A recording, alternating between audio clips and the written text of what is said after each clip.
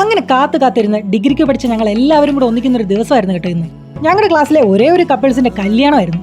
ഇത് ജോബിന. കുളിച്ചു കഴിഞ്ഞാൽ ലിപ് ലൈനർ, ക്ലാസ് കഴിഞ്ഞാൽ ലിപ് ലൈനർ, ചോറുണ്ട് കഴിഞ്ഞാൽ ലിപ് ലൈനർ ഇല്ലാത്തൊരു ജീവിതമൊക്കെ പറ്റൂല കേട്ടോ. അങ്ങനെ ഞങ്ങൾ ഓഡിറ്റോറിയത്തിനുള്ളിലേക്ക് കയറി. ആദ്യം കുറച്ച് പേരാണ് വന്നതെങ്കിലും മെയിൻ ഗ്യാങ് പുറകെ വരുന്നുണ്ട്. എന്തായാലും നേരത്തെ വന്നതുകൊണ്ട് താലി കെട്ടുന്ന ചടങ്ങൊക്കെ ഞങ്ങൾക്ക് കാണാൻ പറ്റി. കോളേജ് ടൈം മുതലുള്ള അവരുടെ പ്രണയമാണ് കേട്ടോ ഈ സക്സസ് ആവുന്നത്. അതുകൊണ്ട് തന്നെ ഞങ്ങൾ എല്ലാവരും നല്ല സന്തോഷത്തിലായിരുന്നു. അതുമാത്രമല്ല, ഏകദേശം 1.5-2 വർഷത്തിന് ശേഷമാണ് ഞങ്ങൾ എല്ലാവരും നേരിട്ടൊന്ന് കാണാൻ വേണ്ടി പോകുന്നത്. അങ്ങനെ താലി കെട്ടുന്നതും മോതിരം പരസ്പരം കൈമാറുന്നതും ഒക്കെ കണ്ട് ഞങ്ങൾ അവിടെ നിന്നു. അതെല്ലാം കണ്ട് ഞങ്ങൾ അവിടെ ഇരിക്കുമ്പോഴാണ് മെയിൻ ഗ്യാങ് ഇങ്ങ് എത്തുന്നത്.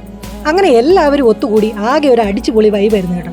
ഇത്രയും നാളിന് ശേഷം കാണുന്നതിന്റെ സന്തോഷം ഞങ്ങൾ എല്ലാവരുടെ മുഖത്തുണ്ടായിരുന്നു.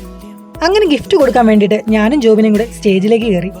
റിലേറ്റീവ്സും ഫ്രണ്ട്സും ഒക്കെ ആയിട്ട് ഫോട്ടോ എടുക്കാൻ നല്ല തിരക്കായിരുന്നു. അങ്ങനെ ഞാനും പെണ്ണും ചെറുക്കൻ്റെയും കൂടെ നിന്ന് ഒരു ഫോട്ടോ അങ്ങ് എടുത്തു. ജോബിനെയാണെങ്കിൽ കയ്യിലൊരു ഗിഫ്റ്റ് ഒക്കെ ആയിട്ടാണ് വന്നത്. സേവ് ദ ഡേറ്റിന് അവരെടുത്തൊരു ഫോട്ടോ ഫ്രെയിം ചെയ്താണ് കേട്ടോ അവൾ കൊണ്ടുവന്നത്. അതൊരു അടിപൊളി ഫോട്ടോ ആയിരുന്നു. അങ്ങനെ ഗിഫ്റ്റും കൊടുത്ത് ഫുഡ് കഴിക്കാൻ ഇരുന്നപ്പോഴത്തേക്കാണ് മെയിൻ ഗ്യാങ് ഫോട്ടോ എടുക്കാൻ വേണ്ടി സ്റ്റേജിലേക്ക് കയറിയത്. ഞങ്ങൾക്ക് ആ ഫോട്ടോയ്ക്ക് കൂടെ നിൽക്കാൻ പറ്റിയില്ല. പകരം ചടങ്ങുകളൊക്കെ കഴിഞ്ഞപ്പോൾ പെണ്ണും ചെറുക്കനെയും എല്ലാവരെയും കൂട്ടി മറ്റൊരു ഫോട്ടോ ഞങ്ങൾ എടുത്തിട്ടുണ്ടായിരുന്നു.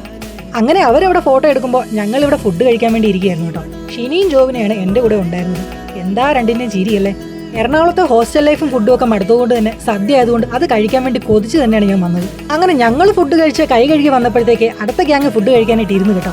എല്ലാവരെയും കണ്ടപ്പോഴത്തേക്ക് എനിക്ക് ഒത്തിരി സന്തോഷമായി. ഇനി ഇങ്ങനെ എല്ലാവരും ഉള്ളൊരു മൊമെന്റ് എപ്പോഴാണ് ഞങ്ങളുടെ ലൈഫിൽ കിട്ടുകയെന്ന് ഞങ്ങൾക്ക് തന്നെ അറിയില്ല. അതുകൊണ്ട് മാക്സിമം അടിച്ചു പൊളിച്ചു. അങ്ങനെ ഫുഡെല്ലാം കഴിച്ചു കഴിഞ്ഞ് വിശേഷങ്ങൾ പങ്കുവെച്ച് സന്തോഷിച്ച് കുറെ നിമിഷങ്ങൾ ഞങ്ങൾക്ക് അവിടെ കിട്ടി കേട്ടോ. ഓരോരുത്തരുടെ ജീവിതത്തെക്കുറിച്ചും അവരുടെ ജോലികളെക്കുറിച്ചും ഒക്കെ ഞങ്ങൾ ഒന്നുകൂടി അപ്ഡേറ്റ് ആയി. അങ്ങനെ എല്ലാം കഴിഞ്ഞ് ചെറുക്കനെയും പെണ്ണിനെയും പറഞ്ഞു വിട്ട് ഞങ്ങളും പല വഴിക്ക് പിരിഞ്ഞു. എന്തായാലും അവർ ഹാപ്പി ആയിരിക്കട്ടെ, ഞങ്ങളും ഹാപ്പി ആയിരിക്കട്ടെ.